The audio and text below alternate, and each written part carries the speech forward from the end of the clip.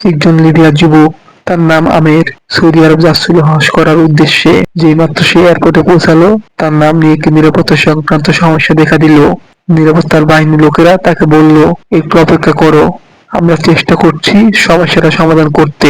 এই সময় অন্য সব হাজিরা তাদের প্রক্রিয়া শেষ করে প্লেনে উঠে পড়ল, আর প্লেনের দরজা বন্ধ হয়ে গেল। কিছুক্ষণ পর সমস্যা ঠিক হলেও পাইলট দরজা খুলতে রাজি হলো না। প্লেন চলতে শুরু করলো এবং আমেরকে ফেলে রেখে উড়ে গেল। অফিসার তাকে সান্ত্বনা দিয়ে বলল, মন খারাপ করো না, হয়তো এটা তোমার কপালে ছিল না। কিন্তু আমের ছিল অটল বিশ্বাসে ভরপুর।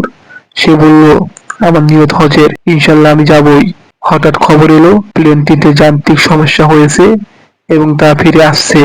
প্লেন ফিরে এলো, মেরামত করা হলো, তবু পাইলট আমিরের জন্য দরজাটা খুলতে রাজি হলো না। অফিসার আবার বলল, হয়তো তোমার ভাগ্যে নেই। কিন্তু আমির আবারও বলল, আমার নিয়ত হজের, ইনশাল্লাহ আমি যাবই। প্লেন আবার উড়ে গেল। কিছুক্ষণ পর আবার একবার খবর এলো প্লেনে আবার সমস্যা হয়েছে। এবার পাইলট নিজেই ঘোষণা দিলেন, আমি আর উড়বো না যতক্ষণ না আমির প্লেনে ওঠে। শেষ পর্যন্ত আমির প্লেনে উঠলো। সৌদি এয়ারপোর্টে পৌঁছে একটি ভিডিও করলো। তার চোখে ছিল আনন্দের অশ্রু।